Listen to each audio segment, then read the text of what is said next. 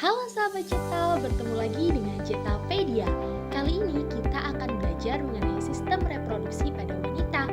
Kira-kira apakah sama dengan laki-laki? Yuk simak video berikut sampai selesai. Tapi jangan lupa subscribe, like, share, dan juga komen ya. Terima kasih, selamat menyaksikan.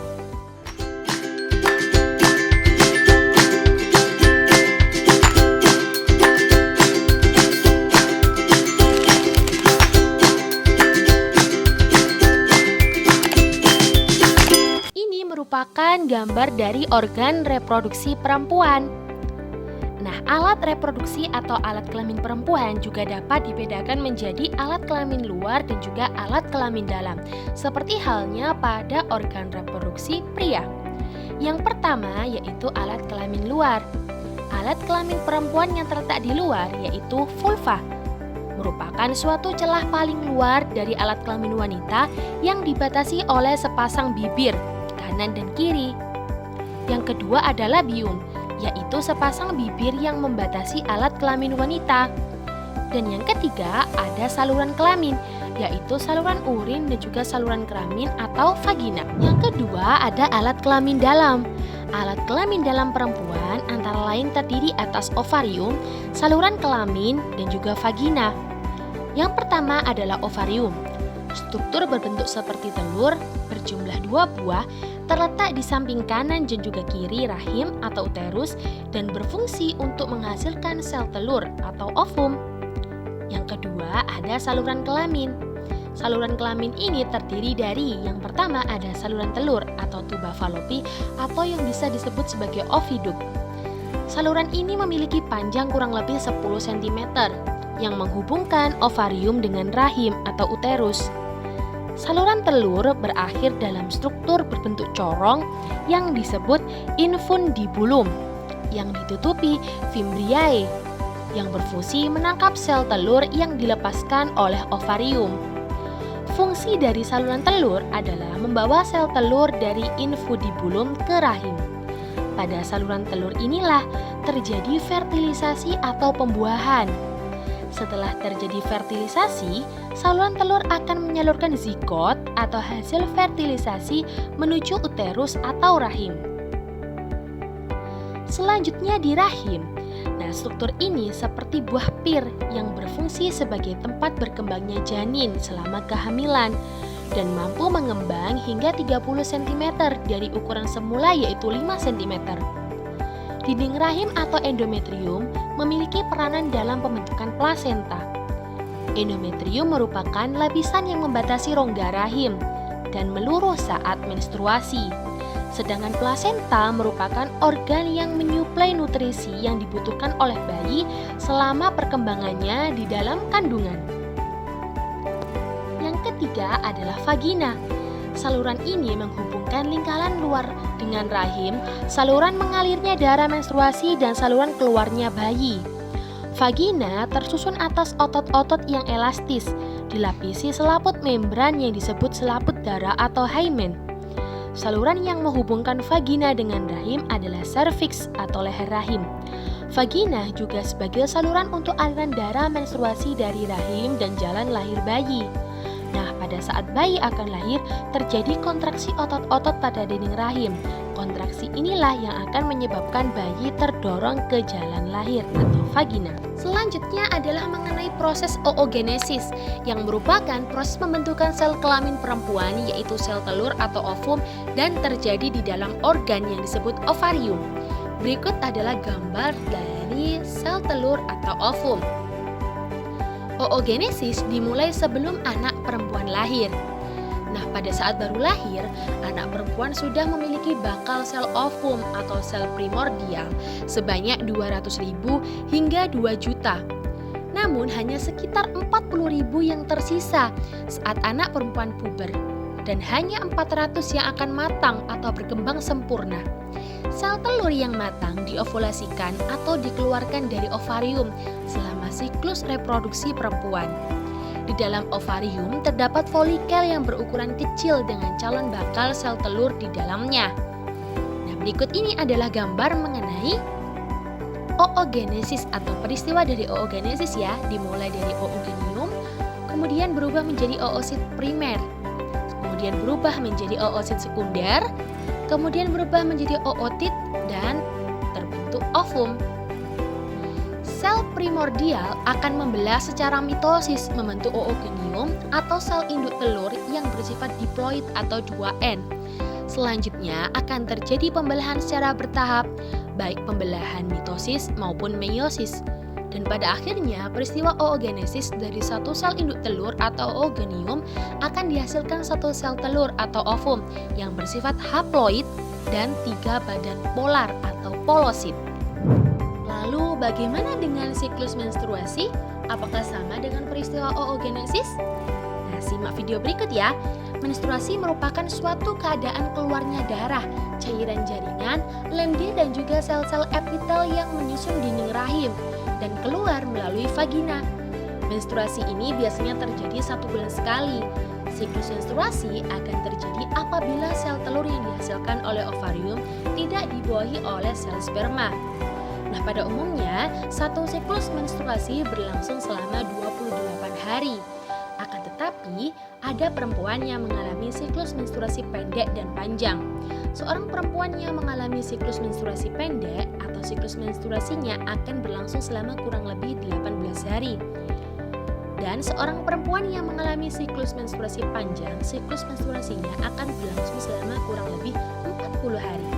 Nah, berikut beberapa siklus dalam dinding rahim, antara lain ada fase menstruasi, ada fase proliferasi, dan juga ada fase sekretory. Yang pertama, pada fase menstruasi. Pada fase ini, hormon FSH atau follicle stimulating hormone memicu berkembangnya folikel dalam ovarium. Hormon FSH adalah hormon yang dihasilkan oleh kelenjar pituitari atau hipofisis yang terletak di otak depan. Pada fase ini, dinding rahim luruh dan seorang perempuan mengalami menstruasi. Kemudian yang kedua yaitu fase proliferasi. Pada proses ini terjadi perkembangan folikel. Ada beberapa folikel yang berkembang, namun hanya ada satu folikel yang dapat terus berkembang tiap bulannya. Pada awal perkembangannya, folikel menghasilkan hormon estrogen dan hormon progesteron.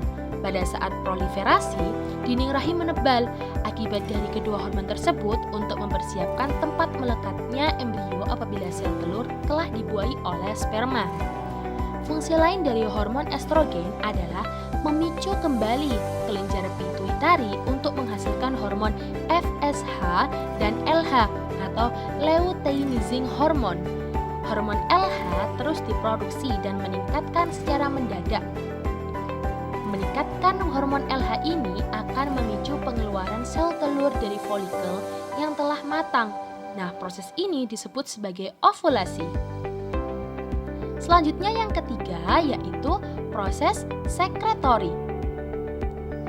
Folikel yang telah melepaskan sel telur akan berubah menjadi korpus luteum. Sel telur yang telah diovulasikan akan ditangkap oleh fimbriae dan akan bergerak menuju tuba Fallopi. Jika pada saat itu sel telur tidak dibuahi oleh sperma atau tidak terjadi fertilisasi, maka akan dikirimkan sinyal tertentu pada korpus luteum untuk tidak memproduksi hormon estrogen dan juga progesteron.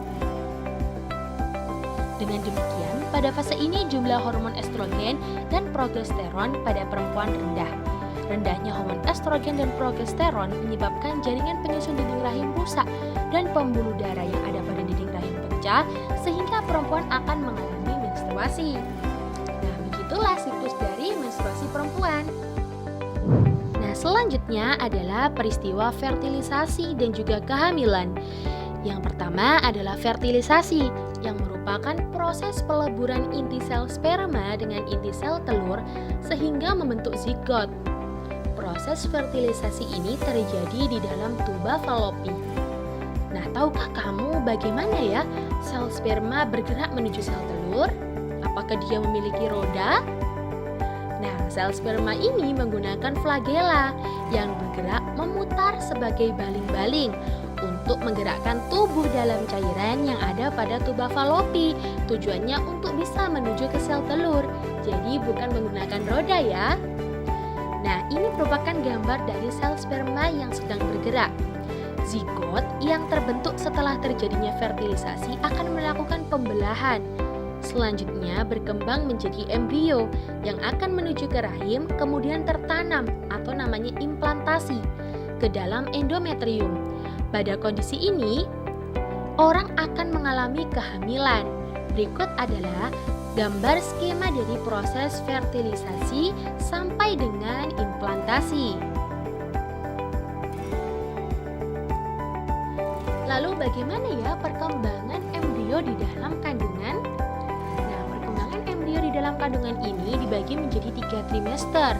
Untuk trimester pertama, periode terbentuknya hampir semua organ tubuh. Dan janin ini sangat rentan terhadap radiasi, obat, atau alkohol. Oleh karena itu, ibu hamil harus memilih nutrisi yang baik dan menjauhi kebiasaan buruk seperti merokok, minum minuman beralkohol, agar janin yang dikandungnya tidak mengalami kecacatan atau gangguan kesehatan lainnya. Dan berikut di tabel juga ada gambar dari janinnya. Untuk gambar A adalah gambar dari embrio yang berusia 5 minggu, sedangkan untuk yang B adalah embrio yang sudah menjadi janin. Untuk gambar yang A, ukuran embrionya sekitar kurang lebih 7 mm. Embrio ini telah memiliki bakal tulang belakang, otak, dan juga sumsum tulang belakang. Sedangkan untuk gambar yang B, embrio sudah dapat disebut sebagai janin. Janin terletak pada tali pusat yang berhubungan dengan plasenta dan terlindungi oleh kantung amnion atau kantung ketuban. Janin terlihat menyerupai manusia dan berukuran kurang lebih 5,5 cm. Otot, tulang belakang, tulang rusuk, lengan, dan jari sudah mulai terbentuk. Janin sudah dapat menggerakkan lengan dan kaki memutar kepala. Dan pada akhir trimester pertama ini, janin terlihat seperti miniatur manusia. Dan jenis kelaminnya biasanya sudah tampak, detak jantung pun sudah dapat dideteksi. Pada trimester kedua ini, perkembangan utama janin yaitu pembesaran ukuran janin dan perbaikan struktur menjadi lebih detail. Jadi tidak ada perkembangan mendasar seperti pada trimester pertama. Sedangkan untuk kondisi janin pada trimester kedua yaitu berukuran sekitar 19 cm dengan berat badan 0,5 kg. Janin ini telah terlihat seperti bayi, dengan jari tangan dan jari kakinya sudah terbentuk. Pada bagian ujung jari juga sudah tumbuh kuku. Janin telah memiliki alis dan bulu mata. Permukaan kulit ditumbuhi oleh rambut, dan janin juga mulai bergerak aktif. Dan pada akhir trimester ini, mata janin sudah membuka dan mulai terbentuk gigi. Pada trimester ketiga, terjadi pertumbuhan ukuran bayi yang sangat pesat untuk mendapatkan kekuatan dalam hidup dalam lingkungan luar. Berikut adalah fotonya, yaitu bayi yang baru lahir. Kondisi janinnya atau kondisi bayinya yaitu sistem sirkulasi dan respirasi mengalami perubahan yang memungkinkan untuk bernapas dalam lingkungan luar. Janin mengembangkan kemampuan untuk mengatur suhu tubuh sendiri, tulangnya juga mulai mengeras, otot mulai menebal, dan pada saat lahir ukuran bayi sekitar 50 cm dengan berat badan sekitar 2-3 kg.